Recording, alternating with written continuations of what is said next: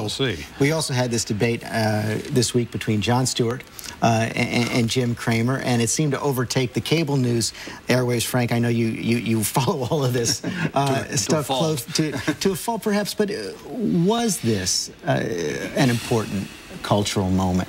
And was it a watershed moment? And do journalists have to bear a lot of the responsibility for what went on here? I think there are two pieces of it. Yes, there's the journalistic piece.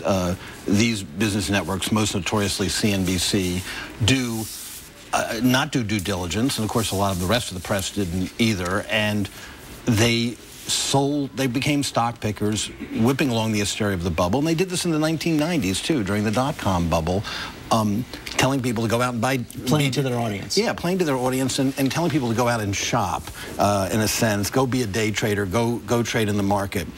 But I think that the other element that's sort of been neglected in this whole dust-up with Jon Stewart is the content of what Stewart was saying. Yes, he nailed Cramer for pushing Bear Stearns and for making these outrageous calls. But to me, the interesting part was towards the end when Stewart said, you know, we want to go back to where if you make money if you work in this country, that there's a connection between playing by the rules, I'm paraphrasing here, and doing your work and being rewarded for it, and gaming the system where everybody seems to be on the inside and you're left out, you with your 401k. And in that sense, he connected CNBC to, I think, the same outrage we're seeing this weekend about AIG.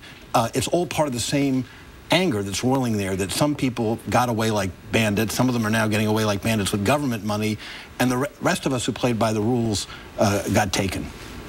Well, I think no one should mistake Jim Cramer for a journalist.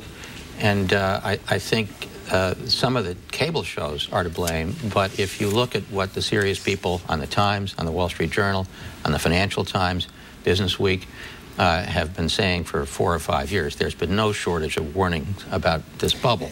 That may be, and I want to bring Jim in on this as well, but I wonder if the analogy to the run-up to the Iraq War actually holds. That if you looked across the media, across newspapers, across magazines, you could find a criticism, but it was a matter of emphasis. And we knew, for example, going into the Iraq War, we knew that the IEA was saying Iraq can't have a nuclear program. We think they probably have some chemical and biological weapons, but those criticisms weren't highlighted in the right way. I think that part of it is, well, from a Wall Street standpoint, people always say, don't fight the tape. In other words, if the market is telling you that these things have value, then it's very difficult after a while to say they don't. I mean, even Greenspan talked about irrational exuberance, and the market continued to go up. I mean, this thing was on autopilot. That was when it was at 6,000 That was 12 years ago. It is amazing. I mean, this thing is on autopilot, and it's very difficult for you to be sort of John the Baptist out there saying, you know, wearing sackcloth and ashes and stopping people. I think the best journalism in America is business journalism, precisely because they deal with real metrics. You can actually, they know things. But that doesn't get us to the problem of people who thought due diligence was watching Mr. Cramer as investors. There's certain rules in life. Don't play poker with a man named Slim. Don't buy a Rolex from someone who's out of breath. And here's a third, which is don't take financial advice from people who are shouting. We're gonna have to end it there. You guys can go in and shout at the green room, but just to reinforce your point, we learned this. You talked about business journalism.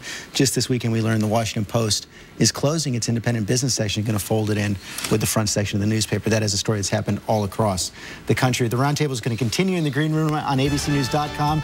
And later this week, we're going to be breaking some new ground on the web. This Tuesday at noon Eastern, I'll be interviewing John McCain on Twitter. There's some debate over whether to call that a Twitter view or a Twinter view, whatever you call it. We'll have a lively back and forth at noon on Tuesday. You can follow it on abcnews.com. Coming up here, the Sunday Funnies. The Roundtable is brought to you by Chevron.